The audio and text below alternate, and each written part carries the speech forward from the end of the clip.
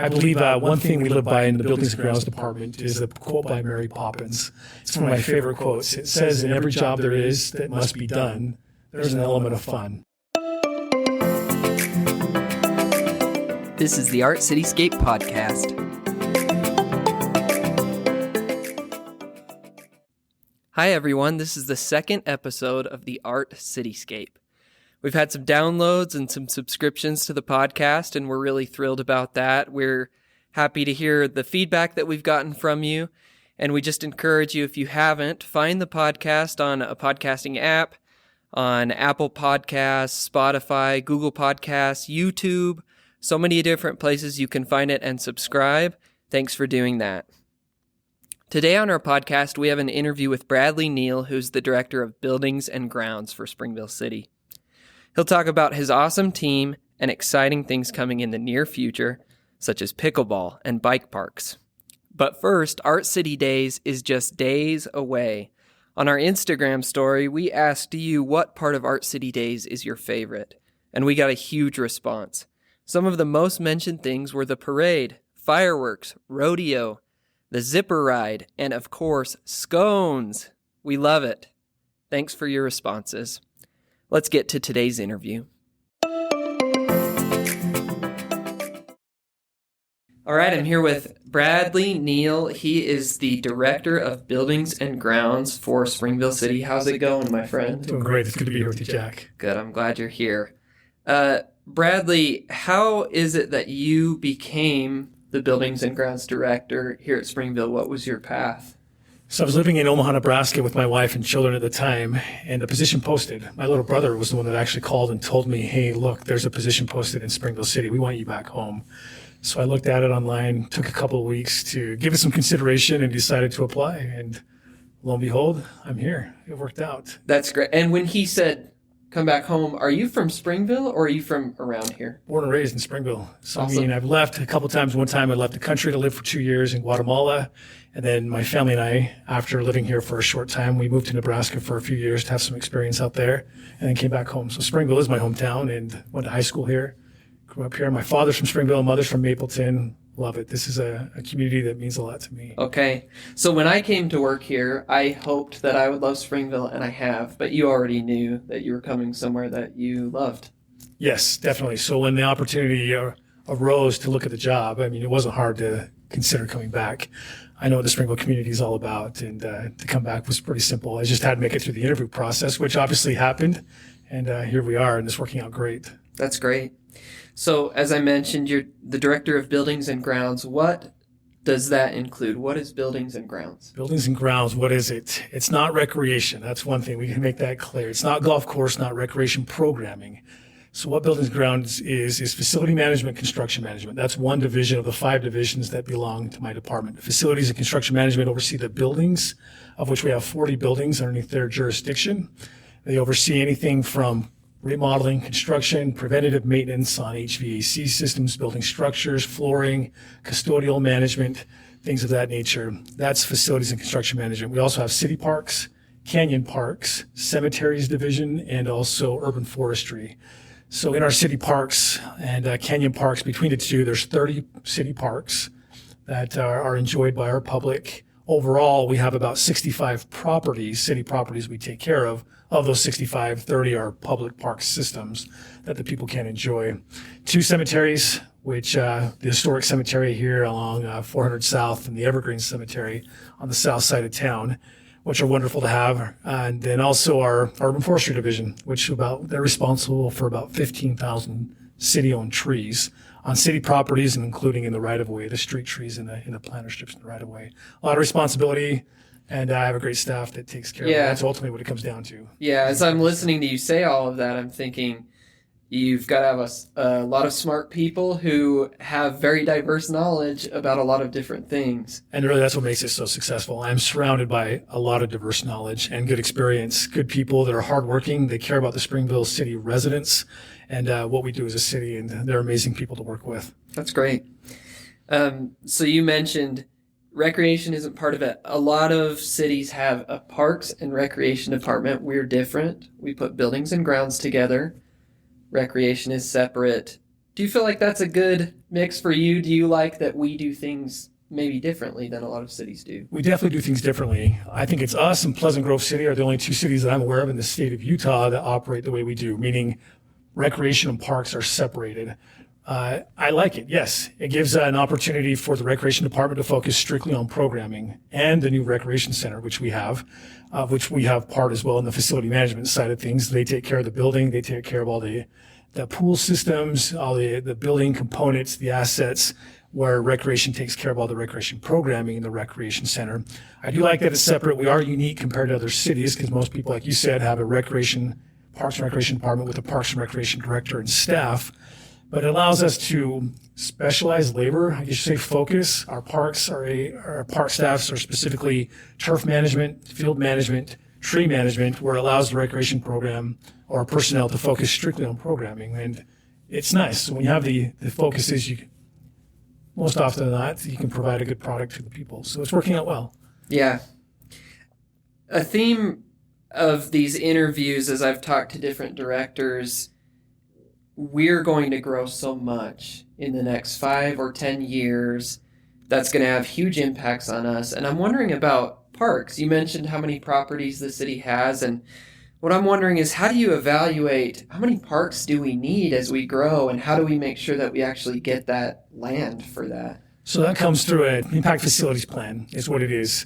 And how that works is we're supposed to have so many acres of park land per 1,000 residents. Now that impact fee facilities plan is being looked at right now, revised, along with us redoing our current parks master plan, which is an incredible opportunity for us to enhance our park systems, which we'll get to here in just a bit. But new parks are definitely underway. I think there's a handful of parks we've already looked at or properties we're considering in the sense of coming through new development. And then also looking at doing work this next coming year through the budget process, which is coming up in fiscal year 2022. The city council, if it gets through final approval, is looking at giving us as a Buildings and Grounds Department about $3 million to go and do new development of park systems, trail systems, and along with some dollars in the general fund to enhance some of our areas within existing parks. If I'm a family that just moves to the west side of town, there may not be a lot there, but there will be. It's kind of reassuring to know there's a plan, right? And as you were mentioning, there's like an equation. We need parks in these areas. We need this many parks for this many people. And so people who live out there are going to have amenities just like everybody else. Very much. Those amenities right now, I think, as we speak, where our properties are located in comparison to the development, and even the development coming in, 94% of our residents currently are within a half mile or a 10-minute walk at least of a park system, sometimes more, right? We have parks closer together, which some of them are within seconds or even a minute from 2 parks, walking distance and things, which is great. So the thing we're looking at is as we increase population, especially on the west side of town, even though they're already in close proximity to walking to a park, we are increasing population out that way. So is there property we can purchase, move along, work through, or secure through development in order to provide more amenities as our population increases on the west side of town? Good things are happening. The city's got a good plan together, administration with the Buildings and Grounds Department with a great support from City Council and the Mayor, and good things are going to be happening. Look forward to it. Great. So Bradley, you recently worked with a group to survey residents and get them involved in creating a new master plan for parks and trails. Can you tell me more about that and what you learned from it? Yeah, sure thing. The last time the Parks, Recreation, and Trails Master Plan was revised was 2005 and then approved up and put into implementation by the city.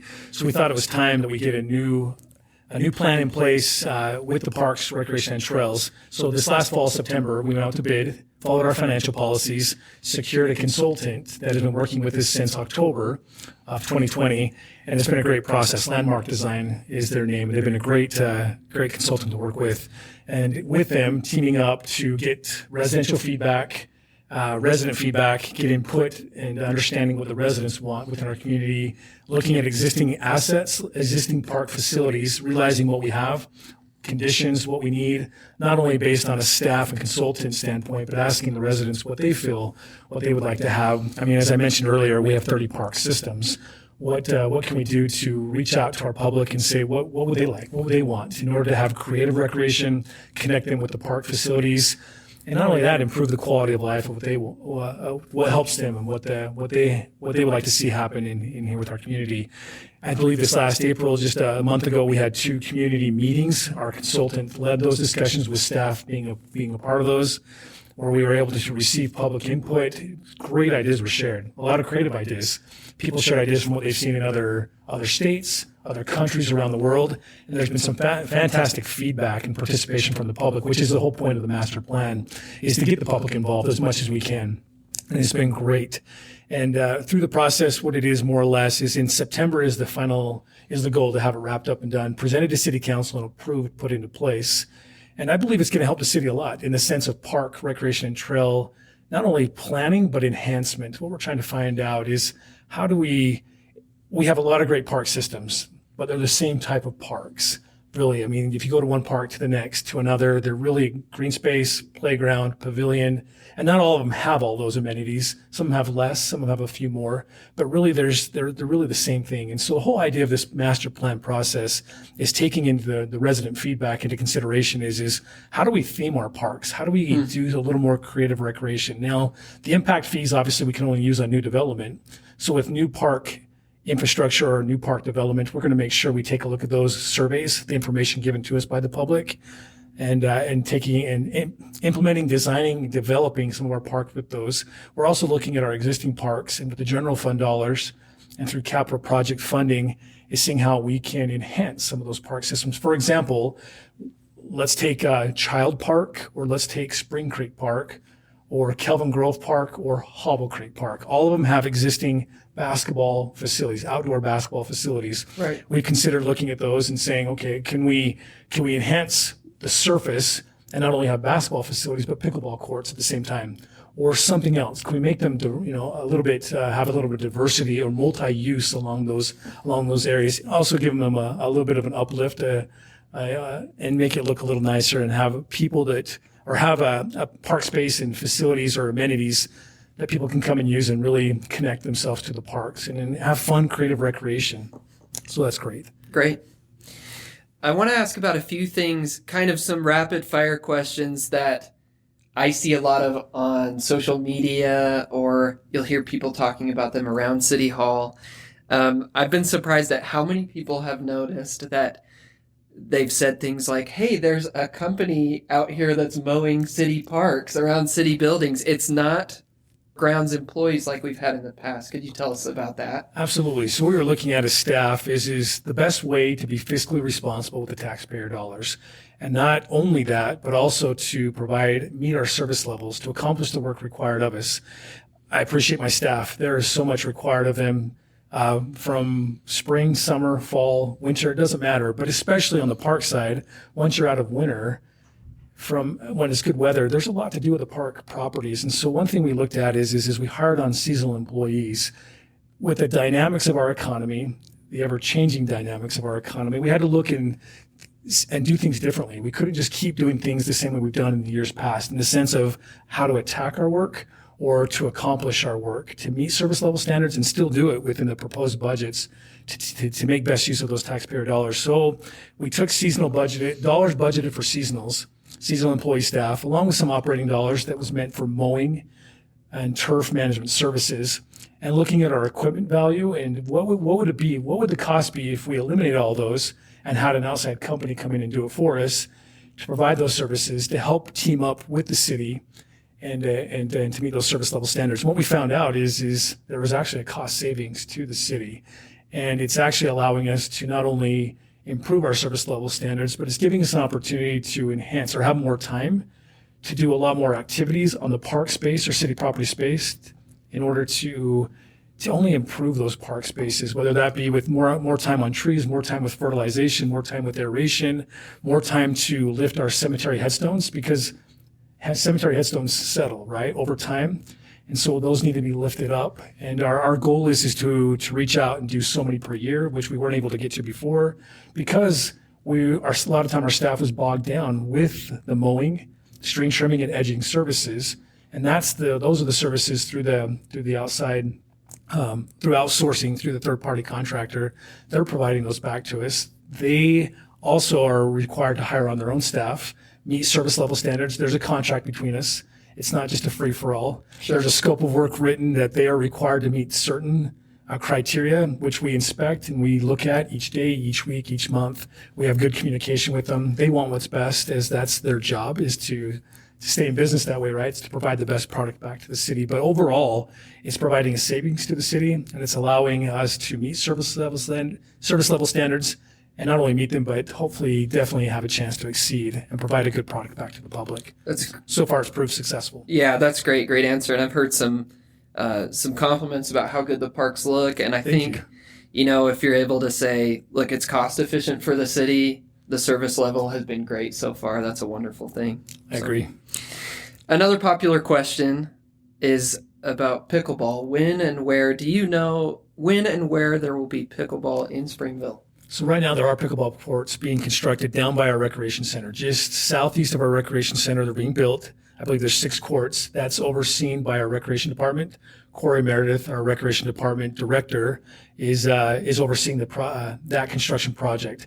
I believe in the next month or two, I believe they should be ready to go for the use of the public. And there's also considerations we're making on the park side, as I mentioned just a few minutes ago, in taking existing parks, the 4 that I mentioned, and taking those basketball courts and giving an opportunity to have more of a diversity of experience, or multi-use courts. And we're looking at putting game line painting on there, or enhancing the surfaces so that we can not just have basketball, but pickleball along with that, which is nice because I believe those parks are spread throughout the city. So there'd be a lot of options for residents nearby, or if they want to come down to the rec center, to do so. Now, those are going to happen over time. It's not going to happen immediately. Sure. So we hope to have those done in the oncoming years, or at least to work towards that end. But pickleball is a popular sport. It's a healthy sport. It's fun. Families of all ages can do it. People of all ages, friends, activities, neighbors, whatever. I mean, there's so many things that people can get involved with in that activity. I think it should prove successful. Yeah, and I'll, I trust you to do what's best for the city. I'll just mention right now that I live close to Spring Creek Park, and I love pickleball. Thanks for making us aware of that. Keep that in mind. You bet. We will definitely keep that under advisement. So the next thing I wanted to ask is something that I've heard just a little bit of word about, and that's about exploring the idea of a bike park. Could you tell me more about that? Absolutely. So we look in, as I mentioned, we want to theme our parks or do more diversity of creative recreation. And bike parks are one of those things that's on the rise. I think during COVID, we saw 13 to 15 different homemade bike park systems throughout our community on people's private property. And what are we talking about when we say bike park? So like pump tracks, when we see this, like little dirt tracks, if you will. Or sometimes, what we saw there was very creative. Those adults, kids, youth, whoever built those, they were impressive. What an amazing talent we have out there in our community.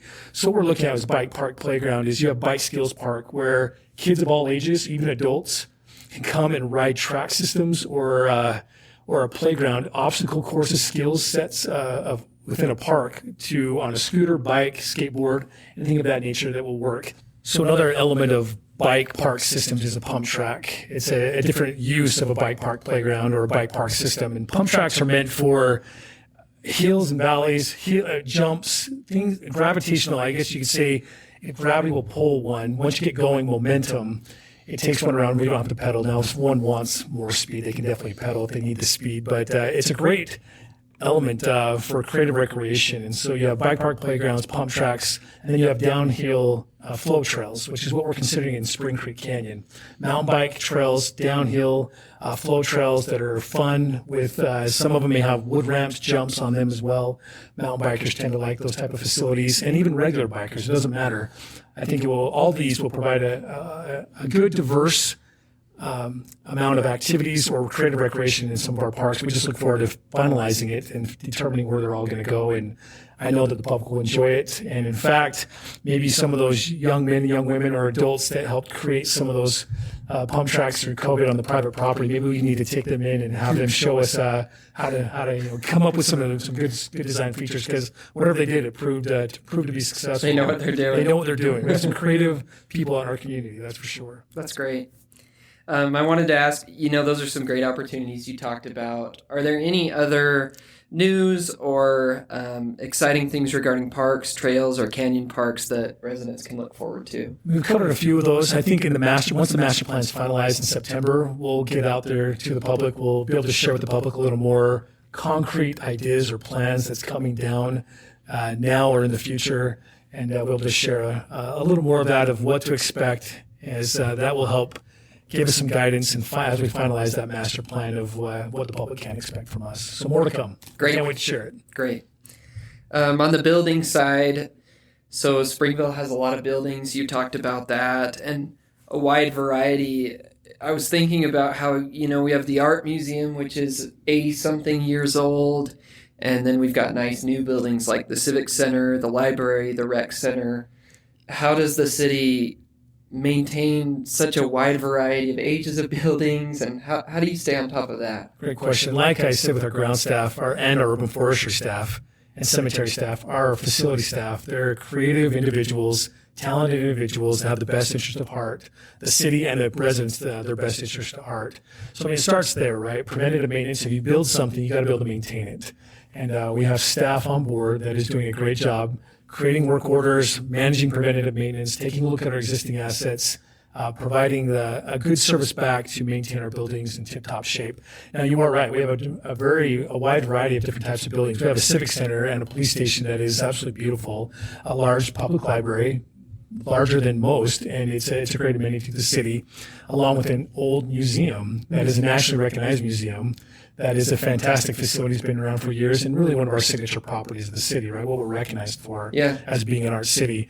We have now recently built a rec center, a recreation center, which comes with its own unique set of skills and talents to maintain a facility of that nature. Is that building, I guess you say in our city, that building gets probably the most attention, the most people walking through the door. And so with that, more people using it requires more maintenance. And so our staff is doing its best to stay on top of that.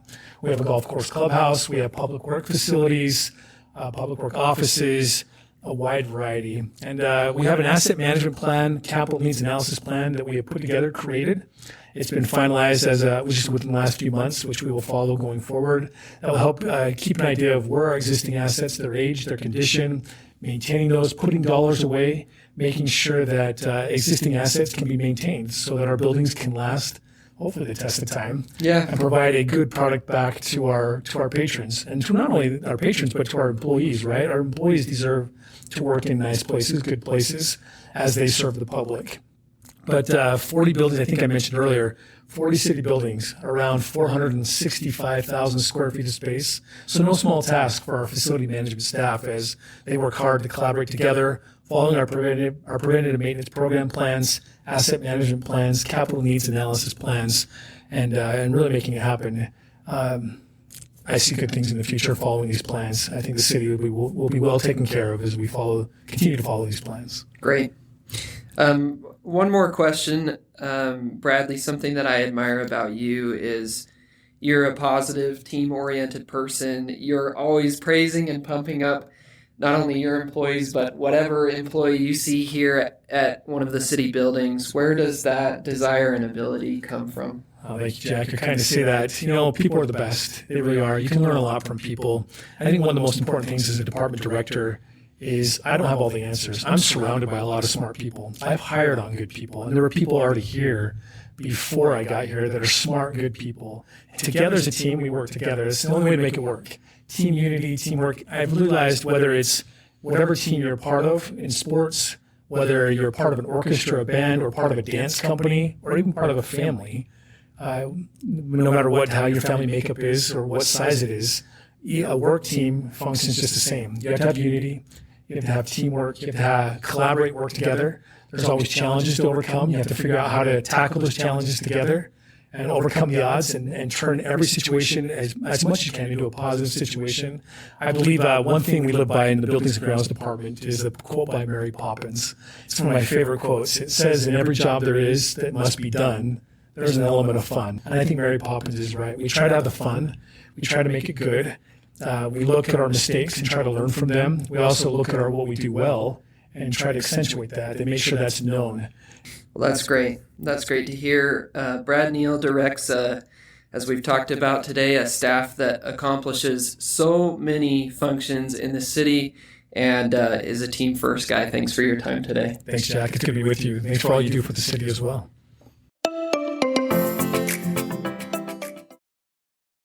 We'll wrap things up with a quick Art City update.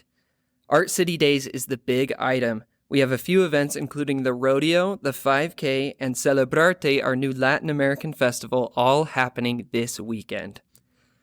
The library is looking for teen volunteers to help with the kids' summer reading program in June and July. Visit the library website to learn more and apply.